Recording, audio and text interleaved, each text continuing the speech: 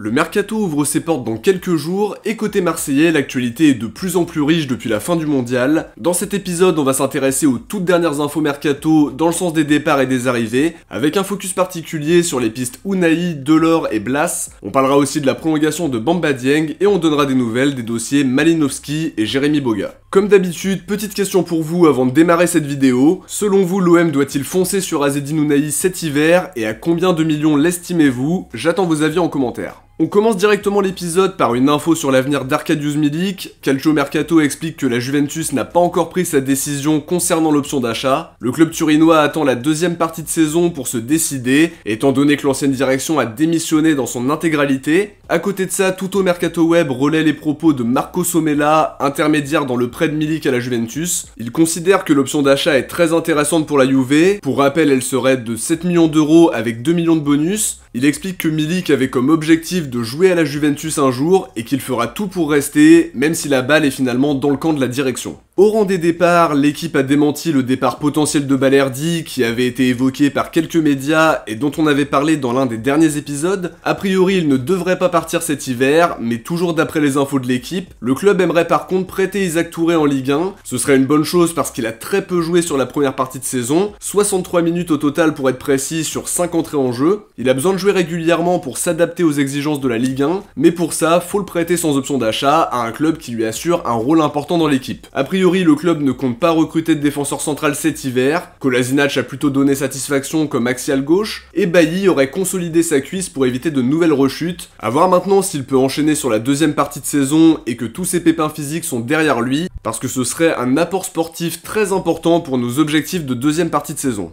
Concernant Dimitri Payet maintenant, une source interne a expliqué à l'équipe qu'il devrait être un joueur important pour la deuxième partie de saison et que le temps de jeu sera mieux réparti entre les joueurs offensifs. Sa détermination et sa mentalité ont plu au staff qui devrait lui donner plus de temps de jeu pour profiter de son style de jeu créatif. À côté de ça, l'équipe explique que Payet est préoccupé par son avenir. Il avait prolongé jusqu'en 2024 avec une reconversion à la clé après des négociations avec Jacques-Henri Hérault à l'époque. Seulement, Longoria ne voit pas les choses de la même manière et ne serait pas franchement d'accord avec cette future reconversion.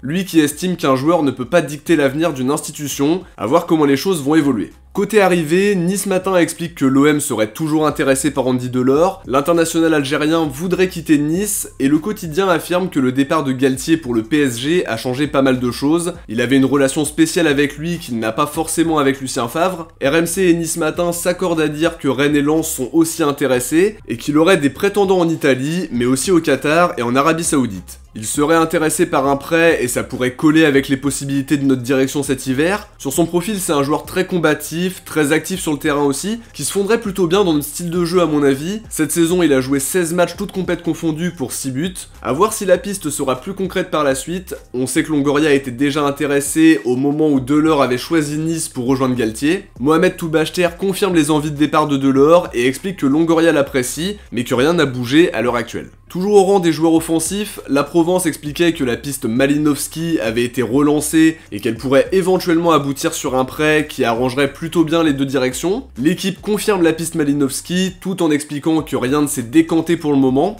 On sait que Tottenham est aussi très intéressé et voulait déjà le faire venir cet été. En tout cas, son profil serait adapté à notre système et d'après les infos de Fabio Gennari, l'Atalanta demanderait 9 millions d'euros plus bonus, sans préciser jusqu'où ça pourrait monter, mais ce sera probablement en dessous des 18 millions demandés l'été dernier. Sur le dossier Boga maintenant, on avait parlé d'une prise de renseignement de la direction marseillaise qui voulait un prêt, seulement l'équipe nous dit qu'Igor Tudor n'est pas emballé par son profil, on joue sans ailier et la priorité c'est de recruter un milieu offensif capable de jouer dans un rôle axial, dans un rôle d'organisateur auquel ne correspond pas franchement Boga. La piste pourrait donc être abandonnée par rapport à des questions tactiques, même si à côté de ça, ça reste un très bon joueur quand il peut jouer à son poste de prédilection. Toujours côté arrivée, Mediafoot explique que Ludovic Blas ne devrait pas prolonger avec le FC Nantes alors que son contrat court jusqu'en 2024. La source explique même que Valentin Rongier insisterait auprès de la direction pour qu'elle passe à l'action. C'est un profil de joueur très intéressant pour jouer dans les positions offensives, qui aura bientôt 25 ans et qui pourrait exploser à l'OM.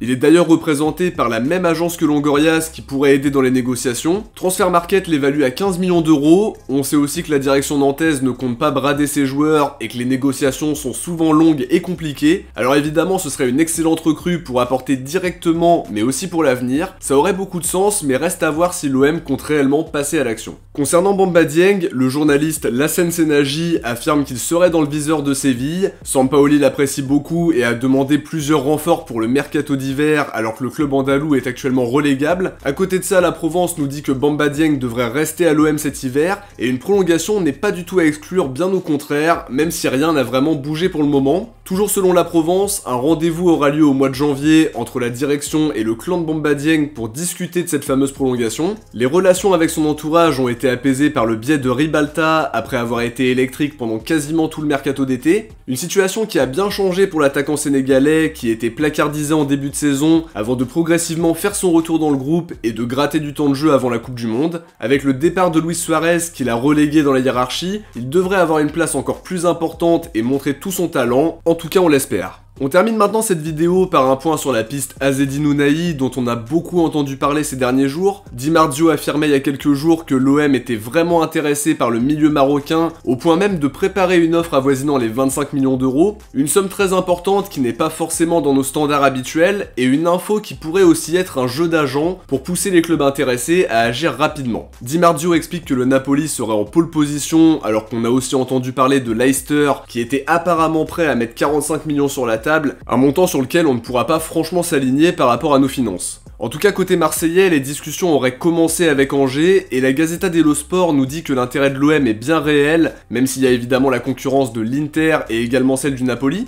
Interrogé par l'équipe, Longoria a expliqué qu'il aimait beaucoup le profil du joueur, sans affirmer pour autant qu'il allait passer à l'action, mais le quotidien nous dit que c'est un dossier compliqué à boucler par rapport aux exigences financières d'Angers et nos possibilités de l'autre côté. Le compte Twitter ODM by 13013 a contacté une source proche du club qui a démenti une éventuelle offre de 25 millions d'euros, mais qui n'a pas démenti par contre l'intérêt de l'OM pour la révélation de la Coupe du Monde 2022. A voir maintenant si ça peut se concrétiser, je trouve en tout cas que c'est un profil intéressant, et je vous invite à aller voir la vidéo de présentation qui retrace son parcours depuis ses débuts et où on évoque son style de jeu et ses qualités. N'hésitez pas à la regarder si c'est pas déjà fait, on fera le point sur les avancées dans les prochains épisodes, mais en tout cas l'intérêt de l'OM serait bien réel, même si on n'est pas favori par rapport à la concurrence qu'il y a autour, mais ça pourrait éventuellement avancer avec le départ de Gerson, même si là encore c'est un peu flou. De notre côté, on arrive à la fin de cet épisode, j'espère que ça vous a plu, et si c'est le cas, n'oubliez pas le petit pouce bleu, ça permet de soutenir la chaîne et de l'aider à être mieux référencé. Je vous invite aussi à vous abonner pour suivre le Mercato Marseillais sur la chaîne parce que je vais être très actif, mais aussi pour ne rien louper des prochains avant-matchs et des débriefs qui vont reprendre dans les prochains jours. Si vous avez regardé la vidéo jusqu'au bout, écrivez Ounahi dans les commentaires, et n'hésitez pas à me donner vos avis sur les infos de la vidéo. On se retrouve très vite pour de prochaines vidéos, merci à tous de l'avoir visionné, ciao, portez-vous bien,